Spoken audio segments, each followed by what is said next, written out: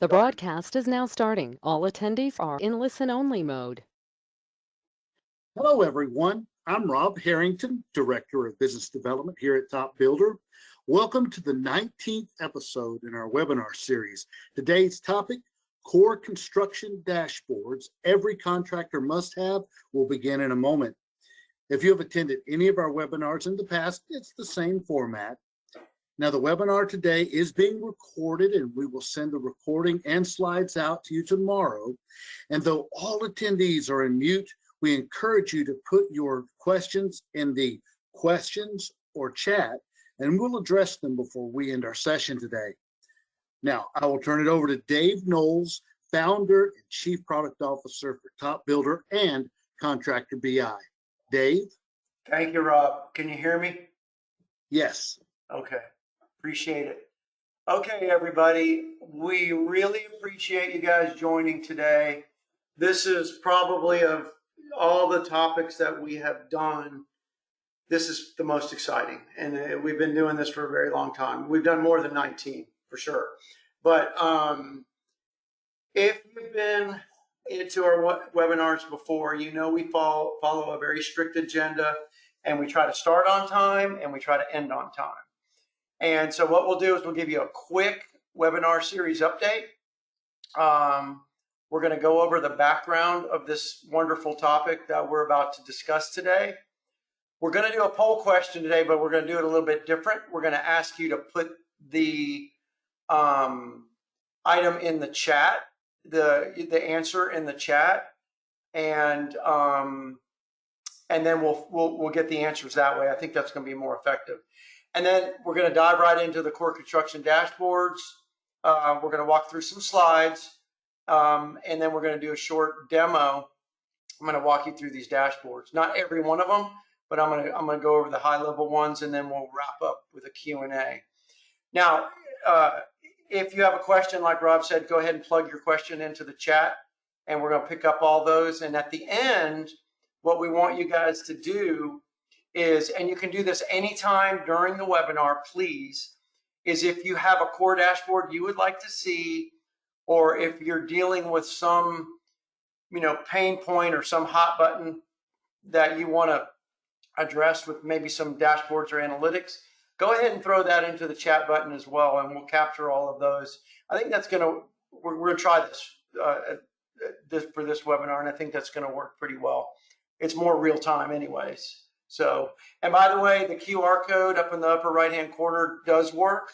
So if you want to hit that with your phone and request a demo or a follow-up from this meeting, you can do that. And again, you're going to get a copy of all these slides. We try to get them out tomorrow.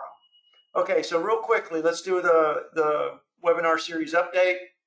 Again, we try to do a webinar once a month, the third Thursday of every month, which is where we are right now. Last week, we did an introduction to Contractor BI, which went very well. And we kind of piggyback off of each webinar, kind of build on top of these.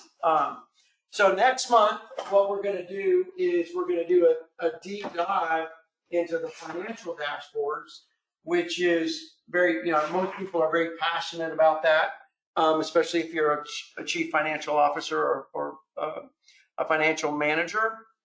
But we're going to do a deep dive into the financial dashboards next month. And then in May, we're going to co-host a financial dashboard and analytics topic with Tug.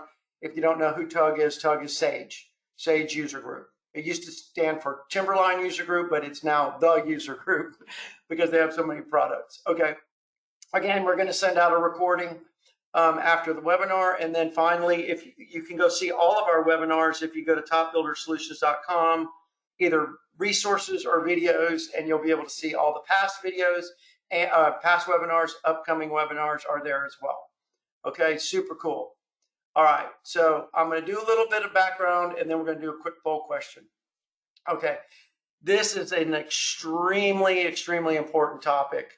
This has been a long time in the making for Top Builder. We talked about this last week in our introduction. We spent years analyzing what customers need, what contractors need. We talk to trade organizations, we talk to partners, we talk to customers, we talk to prospects. We do webinars like these and we get things from that. But we've spent a very, very, very long time on this. And we've come to this point where we're going to go over these core dashboards. And I also want to add to that, and I'm going to give a call out to Ty Waters, who's our client service manager here. She is PMP certified, project manager certified. She's very involved in the Project Management Institute. And we looked at all the tools that are available for project managers, even if you're not in construction. And we looked at all the tools across the construction industry to really kind of nail what we think people need. And so that is where we are today. Now, the core dashboards, which you're going to go through here, there's 10 of them. They're organized by user role. Like if you're a financial manager, a project manager, an estimator, maybe your sales, maybe your marketing. That's how we group them. That's what a core dashboard is. It is really targeted to a particular person, maybe an executive. And then what we try to do is we build them around what we call pain points. And I know you've heard this term before, but we at Top Builder don't really like to talk about benefits as much as we like to talk about pain points. Going over benefits, we can increase your revenue, conversion rates, profits. Yeah, you hear that all day long, blah, blah, blah, right? But if you have a pain point that you're dealing with, and we hear these directly from our customers, that's what we're trying to address. If one of my Spectrum customers comes to me and says, Dave, I spend 6 weeks every quarter developing a revenue forecast for the stakeholders and the management. By the time I'm done with it, it's out of date. They can only see it through Excel. I can't do that anymore. That's a major pain point for me. Or I can't track all my bids for a job because I'm a subcontractor. I bid multiple bids for a job. I can't do that.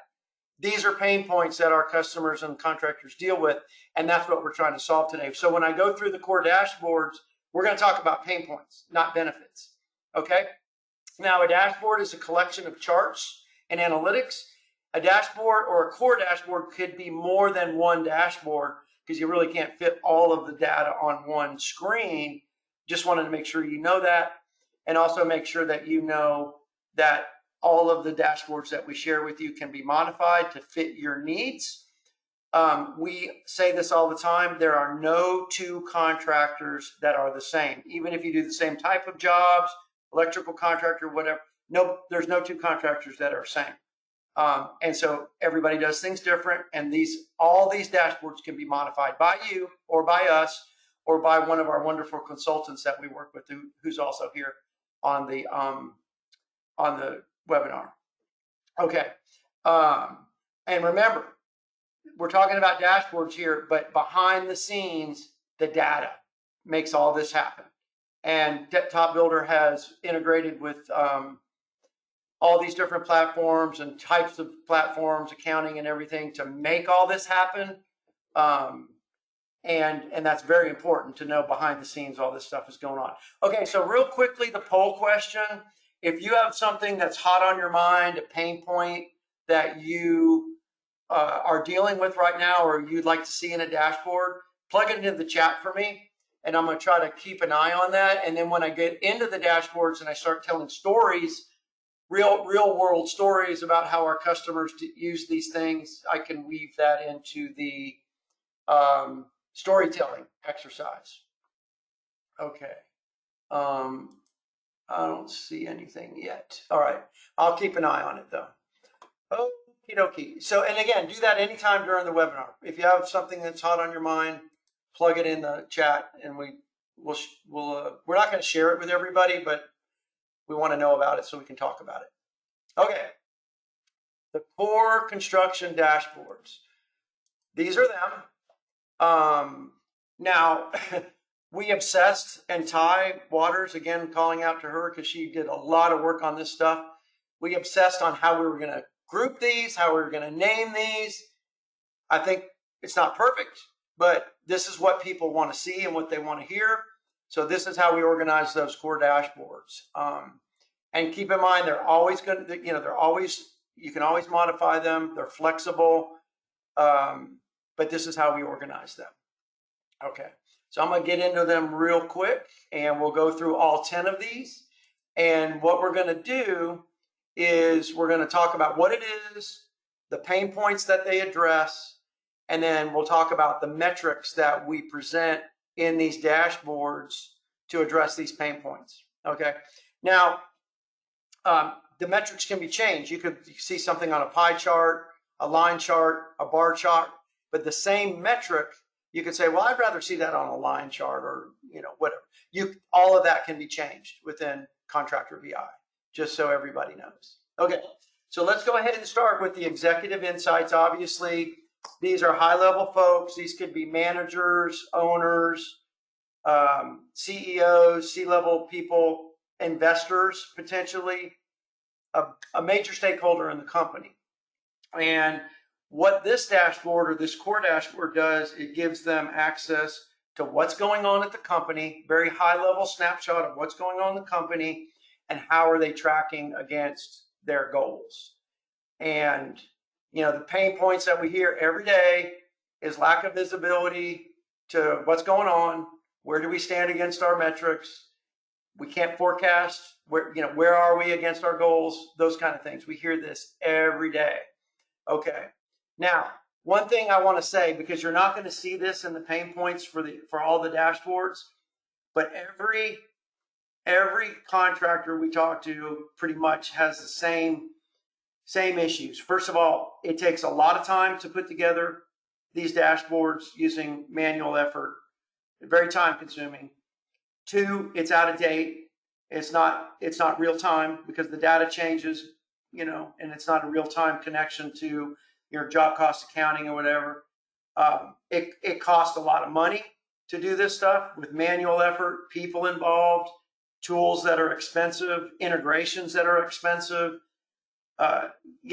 It just doesn't work. And we see that across all the core dashboards, the time it takes, real-time access, in the cloud, all that kind of stuff.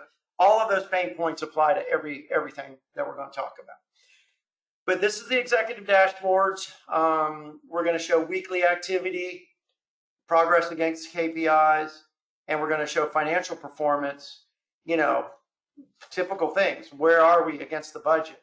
What's our variances going to look like? Are we going to spend more money on this project that we're going to take in? Are we going to lose money? It's important stuff, but executives look at this differently than a project manager. Project manager, I want to see each one of my tasks. I want to see each one of my cost codes or my cost phases.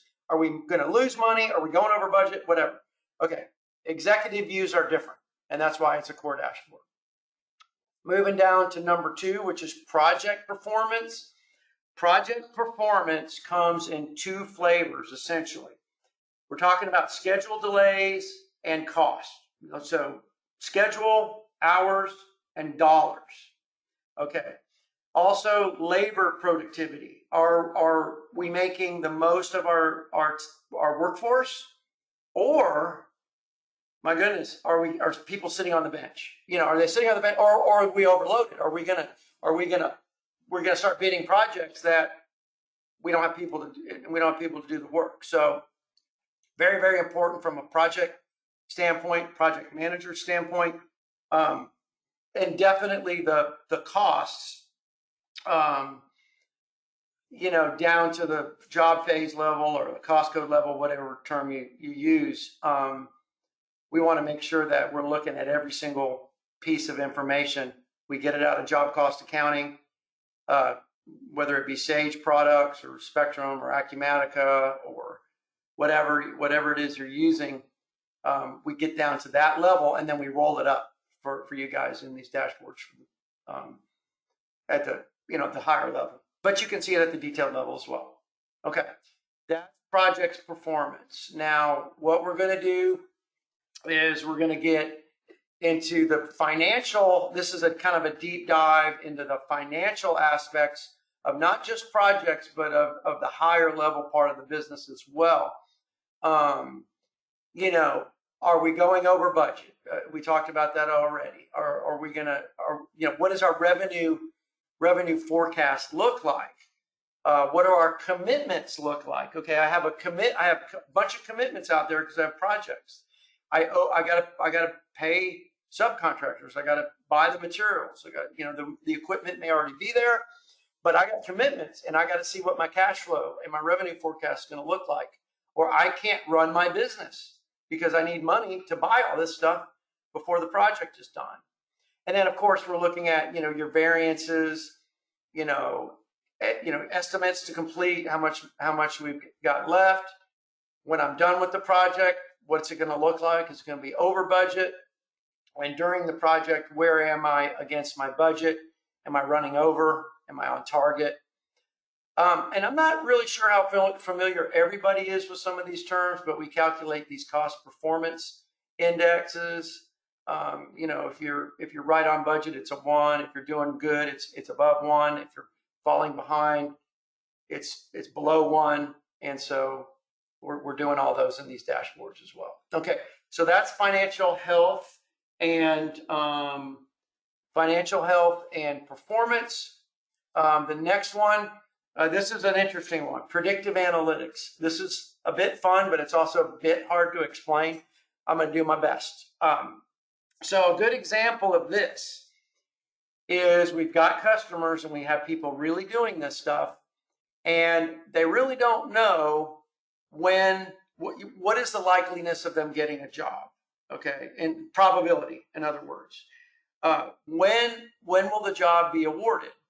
Not, public, a lot of times it's a published award date, but a lot of contractors are, doing private work. It's not a published date. We're gonna award the job on this date. We're gonna unseal the bids on this date. Blah blah blah. No, they don't know, and they're trying to predict when the job will be awarded, when the job will start, what the job timeline looks like. Typically, do we run over on these jobs? And also, what are potentials that may cause delays? Things like weather, the material shortages, supply chain stuff, right? We take 2 different approaches on this, and I'm going to try to keep this one as short as I can, but we use a common sense approach with our customers to say, okay, well, typically for these types of jobs, this customer or this size of the job, maybe we got a 75% chance we're going to get the job, and you can forecast using that. But then it can get really a lot more sophisticated when you bring in other factors. So there's the good old common sense average, bid to awarded date time frame that we can apply based on job size, customer size, job type, maybe even the market segment. And same thing with the timelines, and it's a lot, but also you're in there trying to figure out, are we going to get the job? When's it going to start? How many people do we need? And you need to put that on a forecast against which jobs are already in backlog or already in place, and look at the what kind of labor are we going to need to do this job? And if you can't predict what you're going to need, then it's really hard to do. So I'll stop. We're going to talk about this some more, but this is a lot of fun, especially when you start throwing AI and machine learning in there. And we're always going to be learning about that, by the way. It's going to be an ongoing thing, but it's very exciting. Okay, that's predictive analytics. Okay, bidding and proposals. We're getting a little bit more streamlined or mainstream with some of this stuff. But bidding and proposals, there's a lot of analytics and dashboards around this one. Certainly, you want to be able to look at your bidding activity. You want to be able to look at your bidding performance. You want to know what bids are there, when are they due. Maybe some approval processes in there, some screening processes in there. We've got stories of somebody, speaking of pain points, people are sending out bids and they're not getting approved and we're losing money. That's a pain point, right? That's a real story from one of our customers. And they say, we need all this on one dashboard. We need to know when the bid is due, so somebody has eyeballs on it, and make sure we don't start throwing out bids that are not reviewed. Okay, and then performance, of course.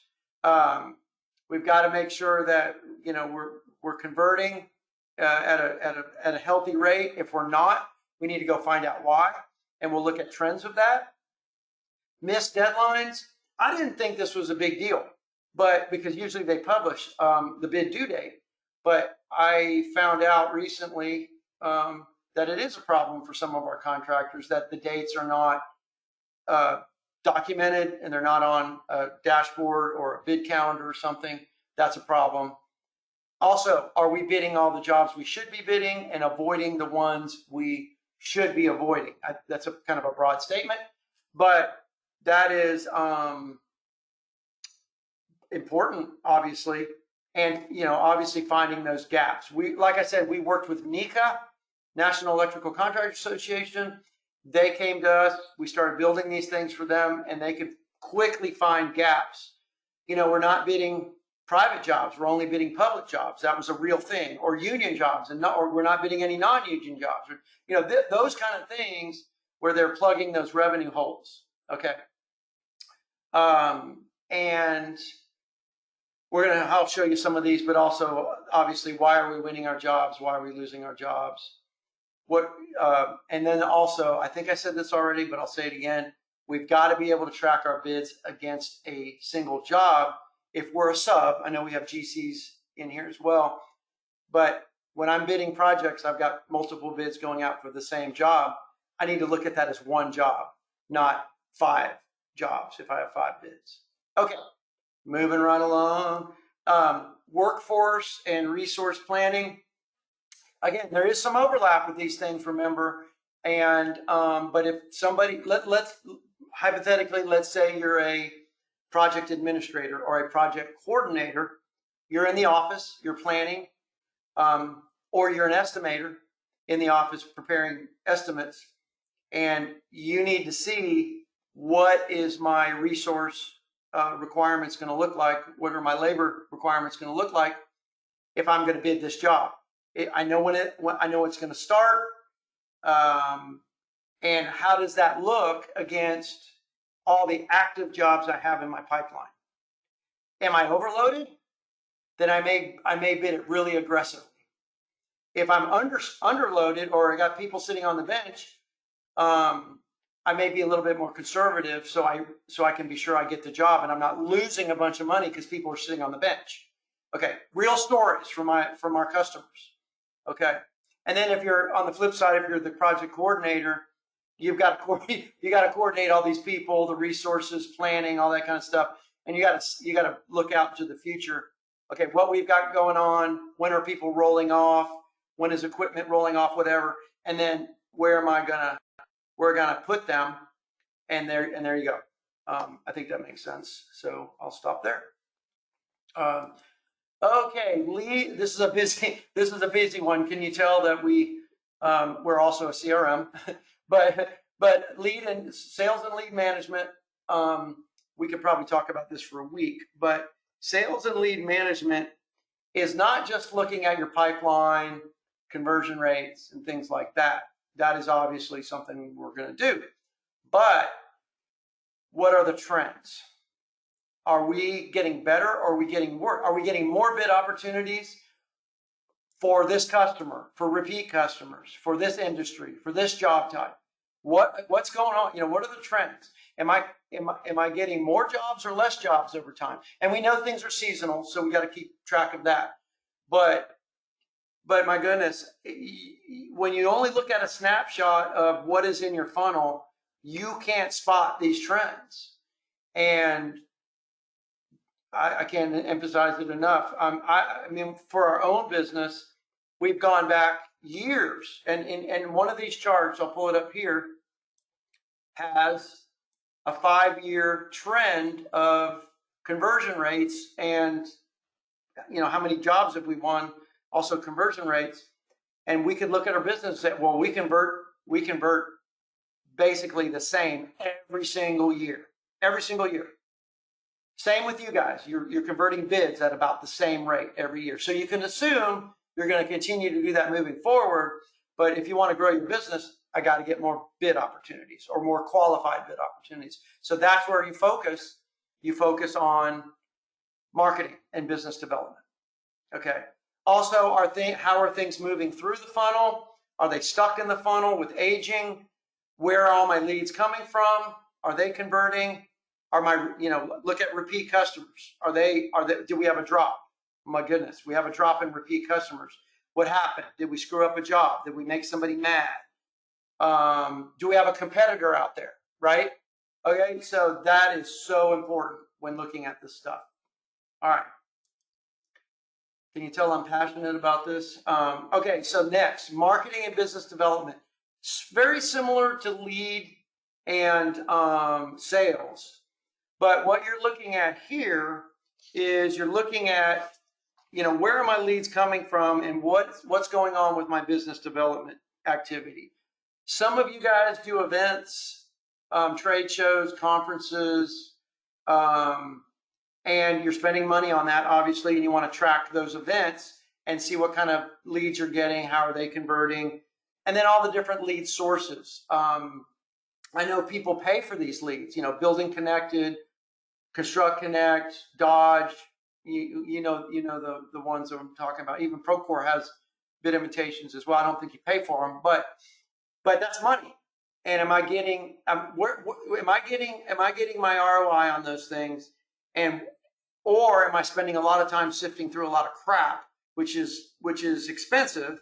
And we hear stories about this. I won't name names, but you're spending a ton of time going through 50 leads a day. That's a number somebody gave me, 50 a day, where one may be worth it.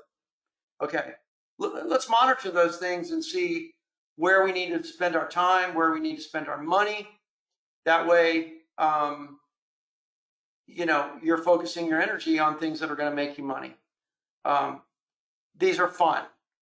There's other ones around like engage. When's the best time to engage with your customers? A lot of you don't do email campaigns, okay? Because I talk to you guys and I know, but some of you do email campaigns, and we can even track when is the best time to send out an email campaign.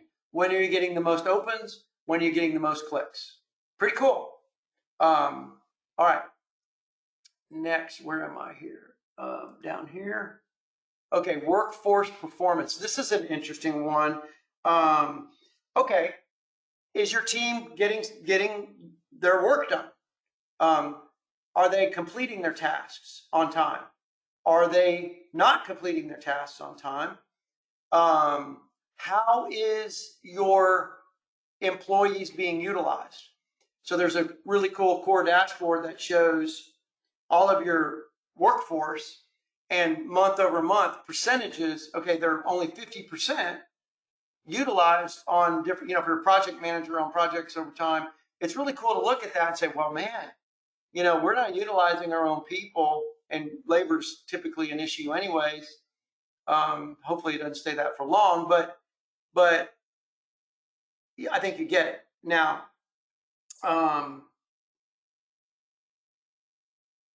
it's not just about are they getting it done and getting it done on time and how you're utilizing them, but it's also about what are they doing.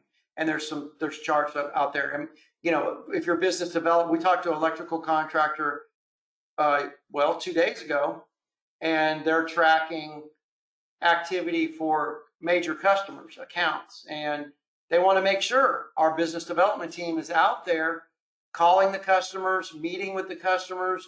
We've got some Canadian customers that say, I want my business development teams to take this guy to a Canucks game, but I also want to see if that's converting to business. Okay, I don't want to get too far into this, but that's how you're maximizing the value of your company and your workforce and your team, is making sure they're doing what they're supposed to do, but also doing the right things, right?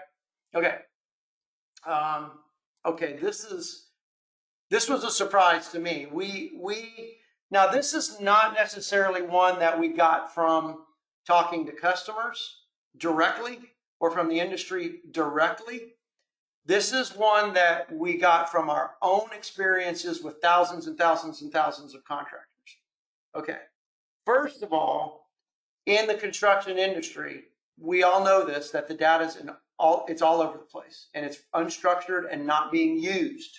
Okay, so okay, fine, big deal. It is a big deal. You may have data in your job cost accounting system, estimating platforms, project management platforms, CRM, of course, and you're not pulling it together and using it effectively. Okay. You cannot do these dashboards if you don't know what active jobs you have in project management or active jobs you have in Java cost accounting. Okay. And what's in the bid pipeline from your estimating software or your CRM software. You can't produce a good forecast unless you bring all that data together into one place and put it on a dashboard. So we kind of thought about this for a very long time and said, you know what, we need to make sure that our customers are connected to all their systems and they can see it on a dashboard so that they know, for example, I've got 20 companies, or let's say 200 companies in Procore and 200 companies in Spectrum or Sage or whatever. I want to make sure my CRM has at those 200 companies as well. It's probably going to have more because you have some that have never converted to a job yet. But I wanted to make sure that your data is all synchronized and in one place, and is also in a healthy status. And healthy status means we don't have duplicates. There's not gaps in the data. It's updating constantly between the various systems, all the integrations. You know, when was the last time we synced? Was there any error messages? You know, because we see that all the time. People will call us, hey, my job's not in Procore, my job's not in Sage, my job's not in Spectrum. Well, did you wait, you know, a couple seconds and then it's there, right? But I get it. They really need to understand kind of where things are without having to call support and worry about it. That's kind of part of it, is I don't want you worrying about it. I want you to make sure your data's in sync and that it's clean. All right, that's huge. Okay. All right, let's have a little fun. I'm going to take a moment to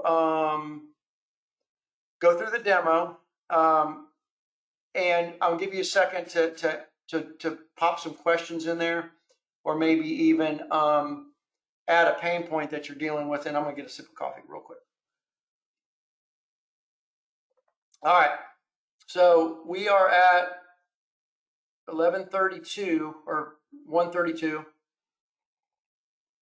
We've got about 5 minutes. We're going to work through. I'm going to click through some of the dashboards for you, maybe a little bit longer than that. I'll try to keep it to less than 10 minutes, and then you guys can start popping in questions and we'll deal with those. Okay, so I'm going to bounce over to Contractor BI. I'm already logged in. Okay, and I'm going to start with the project, the core dashboard, which is the project performance core dashboards. There's 2 dashboards here.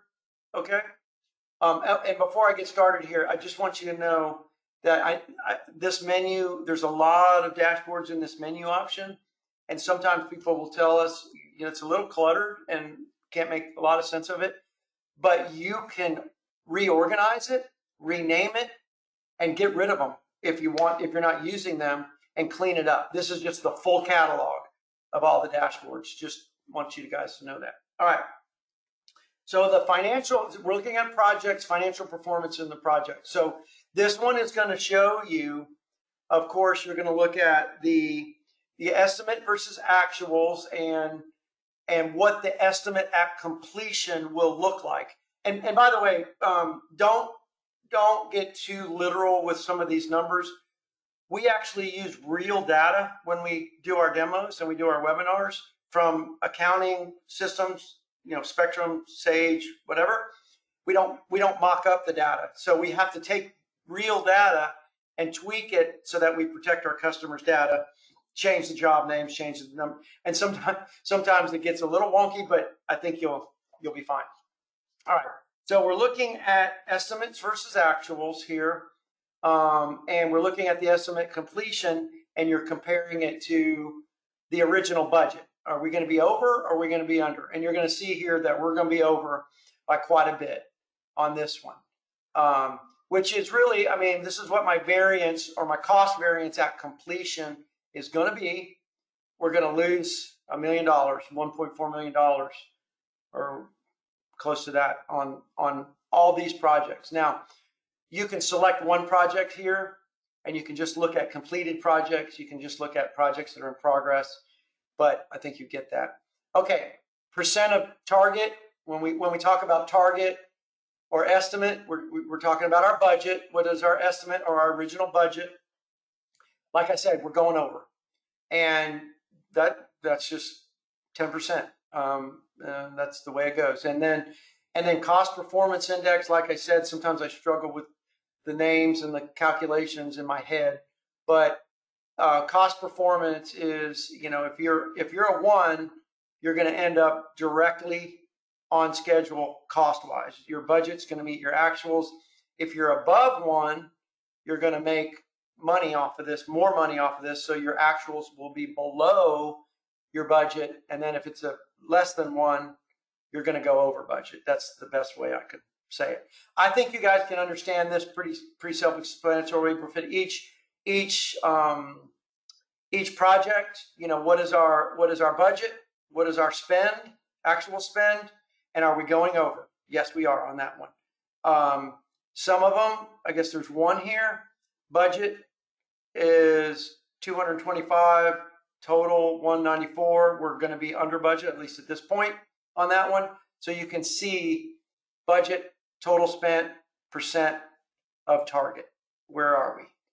And then down here, I like the variances. I don't know about you guys, but I mean, where we are right now doesn't really matter to me in the middle of a project. I want to know where we're going to be when we're done. And so I obsess a lot myself over the VAC, which is the variance at completion. That's what this one's showing. And so what we're showing is your budget, estimate at completion. So what's our estimate at completion? We're going to go over budget. This one's massively over budget, but you can see that here. I love it. This is cool. All right. So I'm going to go back to the next project one, and I'm keeping an eye on the time. I'm going to have to pick this up.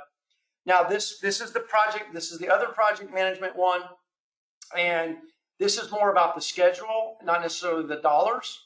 But what I'm looking at here is planned versus completed and what's overdue. So the blue one is planned tasks. The red ones are completed tasks. Okay.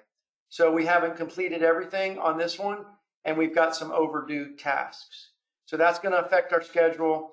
I mean, you got to look at, everybody knows you got to look at the critical path. You can have an overdue task if it's not on the critical path, and it won't affect your schedule. But the ones that are on the critical path and they go overdue, you're gonna slip unless you make it up somewhere else. Okay, now we're doing kind of the same thing here with hours.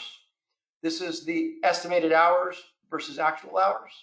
Okay, and then we're doing a breakdown of planned tasks, completed tasks, overdue tasks. And then we have a schedule performance index, very similar to the cost. And then you can see the summaries up there. Okay, now I'm going to go back up here to the executive one. Now the data is not, there's not a lot of data on this one, but for an executive team can go in here and basically see what happened week over week. How many new opportunities did we get? How many jobs are we bidding on now? How many bids have submitted? How many jobs are awarded? So on and so forth. And you can look at this week over week. You can look at this. You can look at this using the numbers and then, of course, the revenue as well. Always looking at it both ways. You're also monitoring your KPIs. Where are we against? And these are going to be the corporate KPIs for the executive team. And then where are we tracking against? If it's an annual KPI on sales, down below here. And you can, I think you guys know this already, but you can expand these out full screen. Oh, there's my button. Okay, that doesn't show you much, but what you're trying to do is, okay, we've got a goal of $60 million at the end of the year, and you can see month over month. Are we against that goal? How are we getting there? And then you can look at a month over month target, an executive. Okay, we're kind of on target. We're right on target for March. We're going to fall behind in April. It looks like we're going to make up March in May. you can see where you're going against your monthly targets. Okay, cool. And I got 5 more minutes, and then we're going to do questions. All right, I'm going to jump down to bid performance. So let's go down to bidding here, and we will show you. This is the bid dashboard. I'm going to go to bid performance. This is my favorite one. You can see there's a bunch of them. You've got bid activity, bid, what kind of bid activity is going on, bid tracking, which is pretty much a snapshot of what's going on. Sorry, it's taking a second here. Okay. This bid activity, new opportunities, bid submitted, jobs awarded, so on and so forth. The trends, which again, we love to track. And now I'm going to go ahead and jump down to bid performance.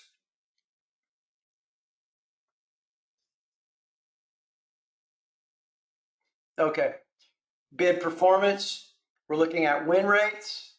Very important, looking at win rates, both by number of bids, by the revenue. And then we're looking, kind of breaking it down into a lot of detail by job. There you go. So we'll move on to the next one, which is workforce planning. One of my favorites. It's under the workforce planning category, and workforce planning is going to show us, okay, again, we're looking at what is in the bid pipeline. Those are the orange ones. What are green? These are the ones that are actually active projects in your accounting system, or it could come from project management like Procore or Autodesk. And we're comparing that and looking out into the future on what's going on with our bidding activity, or our workforce demands, I should say. Okay, sales and lead management. We'll go over here to the sales funnel. I mean, you guys probably have seen these similar ones. We demoed this last month. This is what my sales funnel looks like. You can drill down. You can actually click. I'm not going to do this, but you can click on the link on the job, the 4 jobs that are estimate complete. You can click into them and open the whole job up in the CRM from this one. And this is going to be my favorite. I just love this one. I use it for our business pretty much daily, but this is tracking the trends. Okay, what is our sales and marketing activity look like month over month? Am I getting more bid opportunities? Or, how many have we accepted? Bidding means, if it's in bidding status, that means it's a qualified bid. Okay, great. We're bidding that job, but we want to see more of them. How many bids have we submitted? And then, of course, a job awarded. Okay. And then we can also do that for conversions as well. I want to see what my conversion rates are going to look like over time. I love this one. Are we doing a better job of closing deals? Do we have a problem? We've heard stories where estimators were really, not converting. And, we found out from some of my customers, some of Top Builder's customers, that we had a personal situation going on, but you know what? The business was suffering because the couple of the estimators were not performing. So this basically confirmed some of their hunches. Okay, I've got 1 minute, and I'll just jump down here to the, this one's kind of fun, but the workforce productivity. We're going to show how many tasks people are completing. Are they completing them on time? Now, these tasks down here are marketing related or business development related, not project management related. But again, we hear this from our customers. They want their people out there pounding the pavement, calling on customers, calling on major accounts, bringing in business, and they're monitoring that. And they're also setting up KPIs around that as well. And I'll just take 1 second to jump down here into the Procore one where there's integration. We have these for all the integrations: Spectrum, Sage products, Acumatica, Autodesk. Typically we got so many I forget some of them, but this is allowing you to see in Contractor BI or in Top Builder CRM, we've synchronized with 565 companies, contacts, projects. We've pulled in X number of bid invitations. This Procore has bid invitations, pulling those in. They have estimating in Procore. When did we last sync?